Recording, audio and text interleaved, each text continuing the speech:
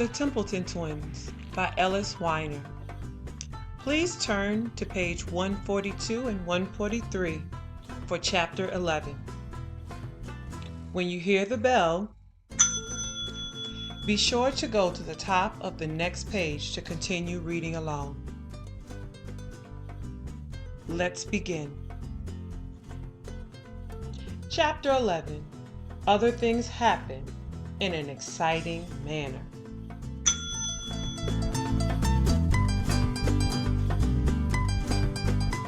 You will remember that earlier I said that the Templeton twins' hobby would prove to be extremely important later on in the story. If you don't remember me saying that, I urge you to turn back to Chapter 2, the first Chapter 2, and refresh your memory, because I distinctly remember saying it, and I remember you reading it. And now is when the twins' hobby will prove to be very important. So pay close attention, because I almost hear you thinking, how can doing crossword puzzles or playing the drums possibly help the twins get out of the dean's horrible basement?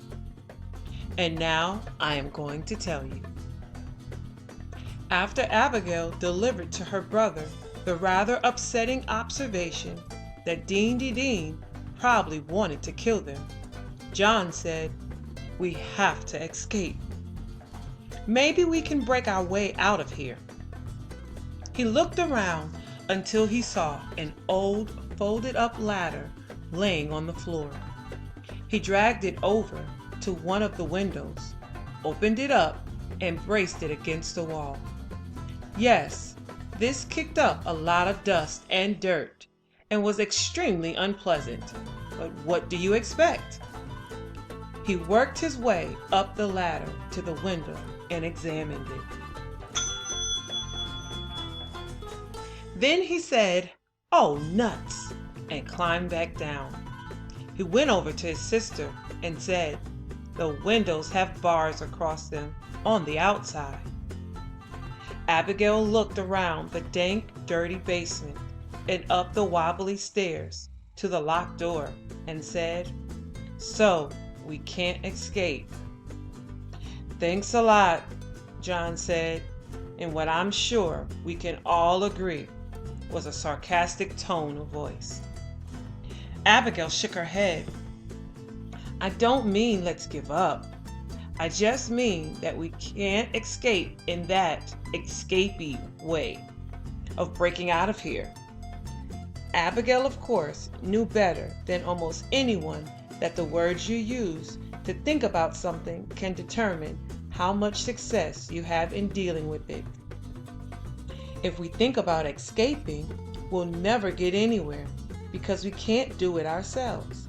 So let's not think about escaping. Then what should we think about? John protested. "Let's think about leaving," Abigail said. "What we need to think about is how can we leave?" John said, "Oh." He thought for a second. "Well, we can leave if someone lets us leave." "Okay, so who can let us leave?" John said, "There's only one person, Dean." "Right. And what do we need him to do?" John shrugged.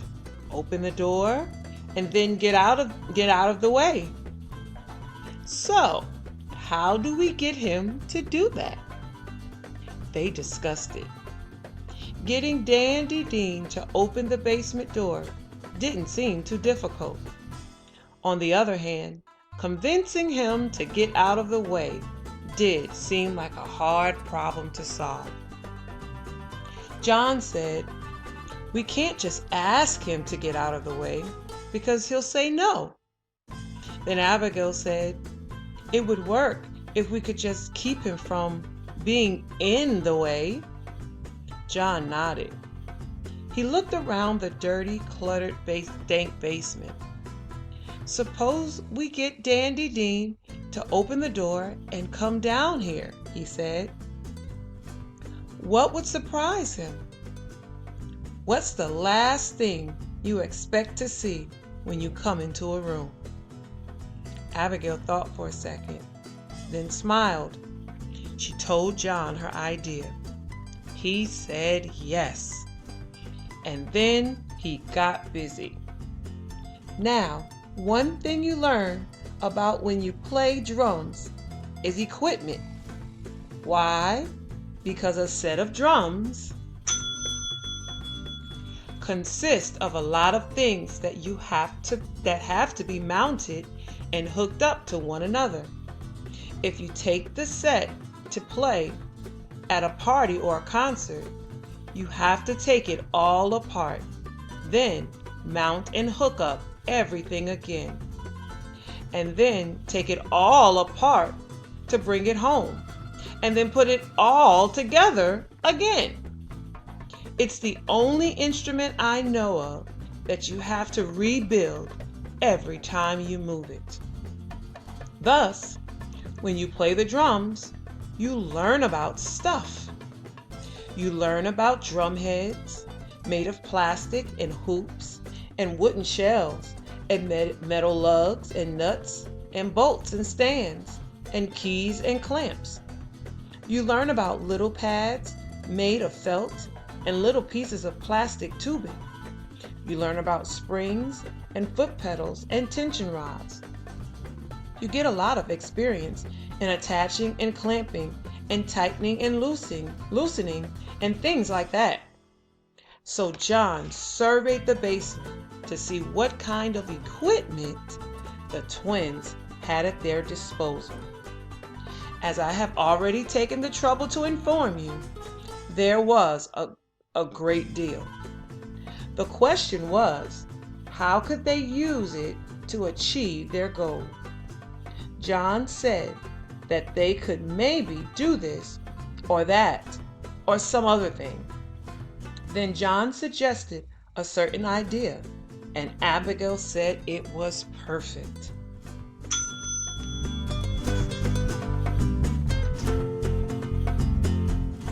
At which point, of course, John said, and you may say it with me now, let's do it and view it. Yes, all of this was very exciting. However, it is my duty to inform you that, as they enact their plan, they got their clothes dirty. They got grime and dust and cobwebs and various kinds of icky things on their formerly clean clothes. I know this upsets you as much as it upsets me, but we must all just learn to live with it. The first thing they did as they looked around the dirty basement for just the right kind of mirror, and they found it. This mirror was tall and narrow, of the kind you hang on a closet door so you can see your entire body when you're trying on clothes to go to the ball, or the show, or the dance, or the prom, or whatever it is people like to go when you get all dressed up. It was, of course, dirty and scratched and not very attractive for use in your bedroom, but it will do. Next, they looked around for and found some thin rope. Then they needed something that would hang on the rope without falling off. And they found it when they discovered an ancient toolbox that contained a bunch of S hooks. These are hooks in the form of the letter S, which, as you are no doubt aware, is shaped like this, S. They hunted around among the old lamps until they found one that still worked. Then John climbed up on the ladder, wrapped an old cloth around his hand, and used it to unscrew one of the hot bulbs shining in the ceiling light socket.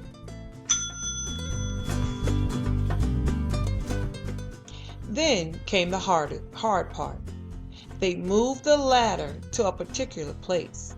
They tied the end of the thin rope together, forming a big loop. Then John climbed up on the ladder and hung a big loop of rope over a pipe running across the ceiling. It was like draping a rubber band over a pencil.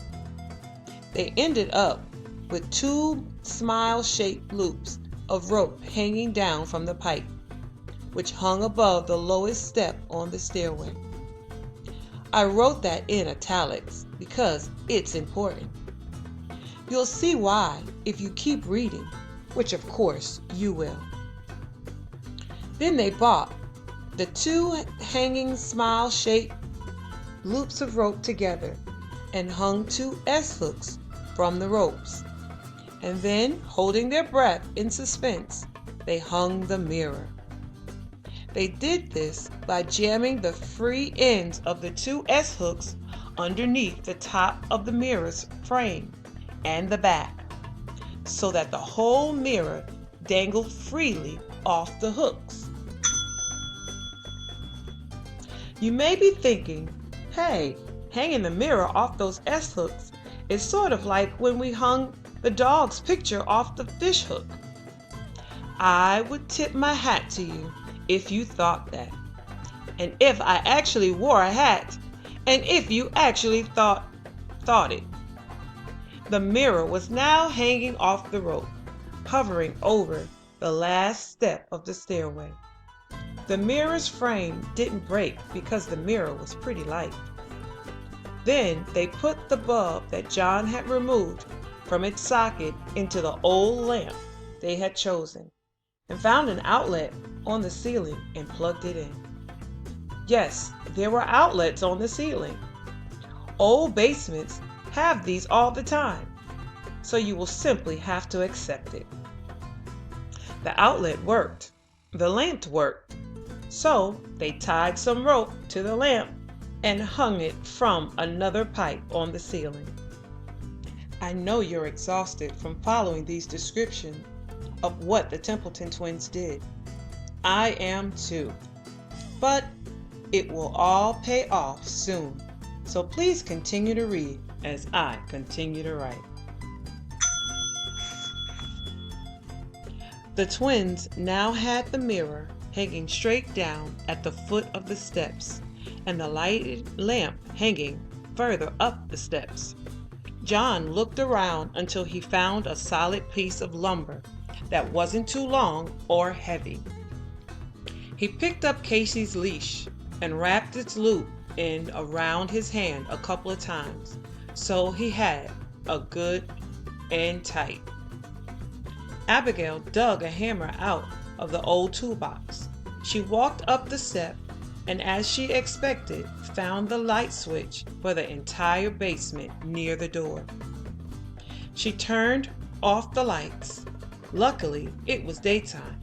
So, even though the basement was fairly gloomy and dark, enough light came from the windows that she could come partially back down the steps without difficulty. They were ready. Abigail said, "Okay, let's do it." Then, as loudly as she could, she started yelling, "Ow!